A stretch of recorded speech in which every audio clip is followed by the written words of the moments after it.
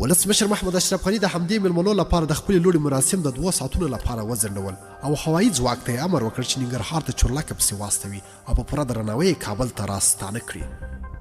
بالاخره محسن داوړ او علي وزیر ارګ ته ورسېدل. د پښتون ژغورنې غورځنګ مخکښ مشران او د پاکستان د قومي اسامبلې غړي محسن داوړ او علي وزیر په یو ځانګړي چورلکه کې له جلال آباد څخه کابل ته راورسېدل او اوس ارګ هغه ځای ته تللي دي چیرته چې به ولسمشر غني د لوړې مراسم ترسره کوي. محسن داوړ او علي وزیر چې پرون له خیبر پښتونخوا نه د سیاستوالو سره په ګډه کابل ته را روان و په اسلام آباد هوایي ډګر کې د پاکستان حکومت دوی پرې نښودل چې کابل ته راشي. د پاکستان حکومت لامل دا ښکاره کړ چې د دواړو نومونه په هغه لیست کې دي چې دوی نشي کولی له پاکستانه بهر لاړ شي. خو ماښام د پاکستان لومړي وزیر عمران خان یو ځانګړي سلاکار خبر ورکړ چې عمران خان د کورنۍ چارو وزارت امر کړی دی چې محسن داوړ او علي وزیر ته اجازه ورکړي چې کابل ته لاړ شي. سهار وختي محسن داوړ په خپل ټویټر باندې خبر ورکړی چې دوی کابل ته د ولسمشر غني د لوړې مراسم کې ګډون لپاره روان دي.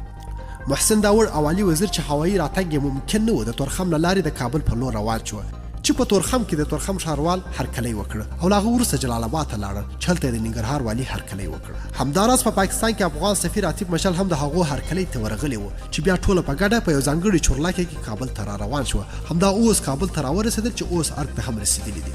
د ولسمشر غني د دویم ځل د ولسمشر په توګه د لوړې مراسم تر غرمې وروسته ترسره کیږي. ویل کېږي چې د عبدالله او غني ترمنځ اوس هم خبرې روانې دي او ښایي عبدالله د خپلې لوړې مراسم نه تیر شي خو په رسمي ډول تر اوسه هیڅ هم نه دي ویل شوي. ډېره مننه چې ویډیو مو راسره تر پایه وکتل. کوم خوښ شوي لایک یې کړئ، کوم چینل نوي سبسکرایب کړئ چینل سبسکرایب کړئ. تر بیا او بلې ویډیو د الله په امان.